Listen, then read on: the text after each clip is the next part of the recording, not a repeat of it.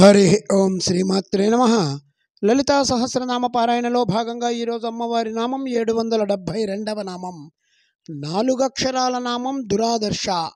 ఈ నామంతో అమ్మవారికి నమస్కారం చేసుకున్నప్పుడు ఓం దురాదర్శాయ నమః అని చెప్పుకోవాలి. ఒకరిని దురాదర్శ అంటే తిరస్కరించుటకు కానీ ఎదిరించి వశపరుచుకొనుటకు కానీ వీలు లేనటువంటి స్వరూపం.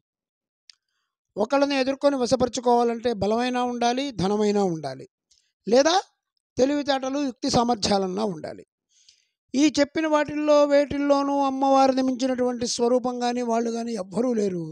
ఎవరు ఎదుర్కొన్నా అమ్మవారు వాళ్ళకి వశం అవ్వదు, అమ్మవారికి వాళ్ళు వశం అయిపోవాల్సిందే. ధన యుక్తి శక్తి సామర్థ్యాల్లో అమ్మవారి ముందు ఎవ్వరూ కూడా ఎందుకు పనికిరారు. దర్శ ఇంతు న శక్యతే. అమ్మవారిని ఎదుర్కోవటం అనేది చాలా కష్టం. రాక్షసులు అమ్మవారిని ఎదుర్కోలేక దెబ్బతిన్నారు. అమ్మవారితో యుద్ధం చేయడానికి కూడా ఏదో ఒక పుణ్యం ఉండాలి. ఎన్ని పుణ్యాలు లేకపోతే అమ్మవారు ముందుండి యుద్ధం చేయగలరు? అమ్మవారు రాక్షసులను సంహరిస్తున్నారంటే వాళ్ళ పాపాలను కడిగేసి వాళ్ళకి ముక్తినిస్తున్నారు అని అర్థం చెప్పుకోవచ్చు. ఇది చండీ విద్య. సప్తశతికి సంబంధించినటువంటి నామాలు ఇప్పుడు మనం చెప్పుకుంటున్నవన్నీ.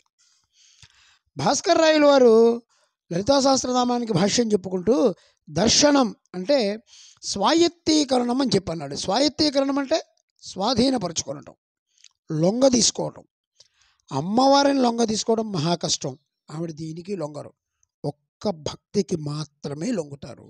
అలా లొంగ తీసుకునే భక్తి దొరకడం మహా కష్టం. దీనికి అమ్మవారి తత్వాన్ని తెలుసుకోవడం మనకి కష్టం అని మనం అనుకుంటున్నప్పుడు దీనికి శంకర భగవత్పాదుల వారు తరళ కరణానాం అసులభ అన్నారు. కరణాలు అంటే ఇంద్రియాలు, తరళము అంటే చపలత్వం. ఇంద్రియాలను నిగ్రహించుకొని మనస్సుని ఏకాగ్రతపరుచుకోని వాళ్ళకి అమ్మ ఆరాధన కష్టం. చపల చిత్తులకి దురారాధ్య దురాదర్శ, నిగ్రహ సిద్ధులకి సుఖారాధ్య. ఇది మనం గుర్తుపెట్టుకోవాలి. అమ్మవారిని లొంగ తీసుకొని మనం ఏదో అమ్మ నాకు లొంగిపోయింది అనుకోవటం అనేది అది మన మూర్ఖత్వానికి నిదర్శనం.